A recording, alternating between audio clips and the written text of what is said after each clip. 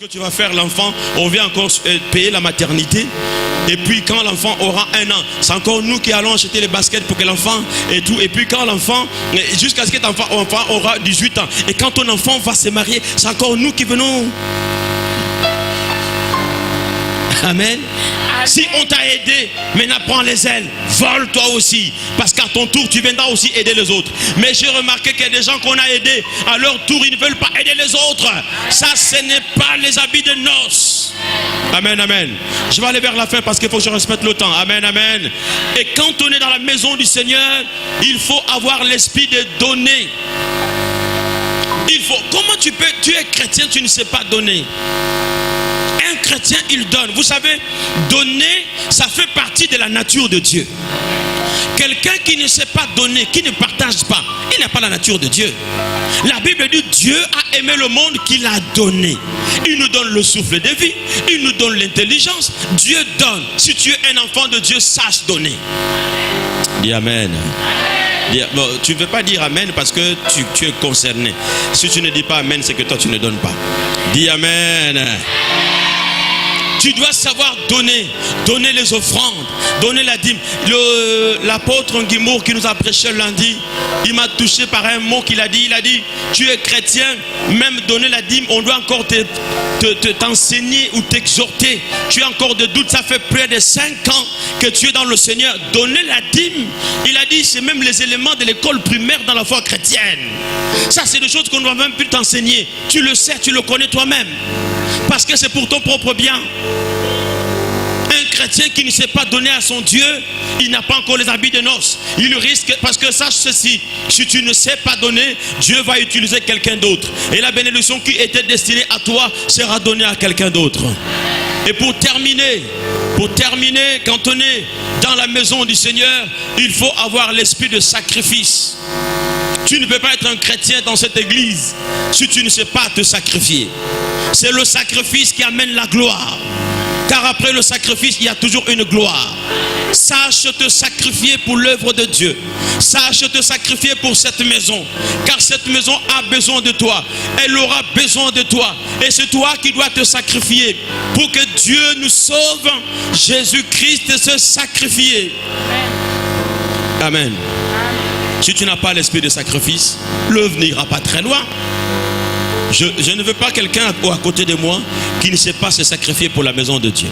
Moi-même, je me sacrifie en suivant l'exemple du maître. Si tu es à côté de moi, tu dois te sacrifier. Si tu ne sais pas te sacrifier, sois loin. Sois loin de moi.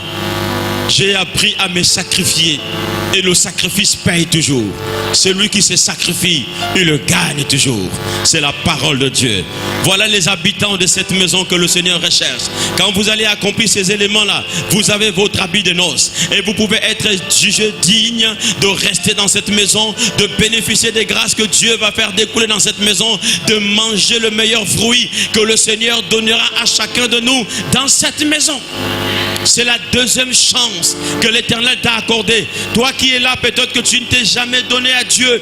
Laisse-moi te dire qu'il est temps pour toi de te donner à Dieu. Depuis longtemps, on t'invite. Depuis longtemps, on te parle de Dieu. Mais le Seigneur t'accorde une deuxième chance. Parce que tu ne sais pas. Tu ne connais pas ce qui va t'arriver demain, après-demain. Aujourd'hui, c'est pour toi le moment de faire, n'est-ce pas, la rencontre de Dieu. De t'engager pleinement à suivre Dieu dans sa maison.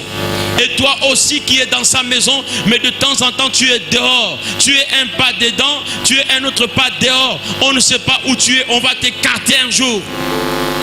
Sois pleinement dans la maison du Seigneur. La Bible déclare qui met la main à la charrue et qui regarde en arrière n'est pas digne du royaume. Si vous avez goûté que Jésus est bon, persévérez et attachez-vous à lui.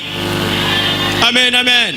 Voici les habitants de cette maison que le Seigneur recherche. Si nous sommes des gens qui ont l'entraide, qui ont l'esprit de pardon, qui ont l'esprit de prière, qui ont l'esprit de sacrifice, qui ont l'esprit de donner, alors nous serons appelés des gens qui méritent véritablement d'être des gens de cette maison que nous dédions à l'Éternel. Acclamons la parole de Dieu. On se lève quelques minutes. Alléluia. Quand je m'approche de ta personne, je me sens renouvelé. Quand je m'approche de ta personne, je me sens renouvelé.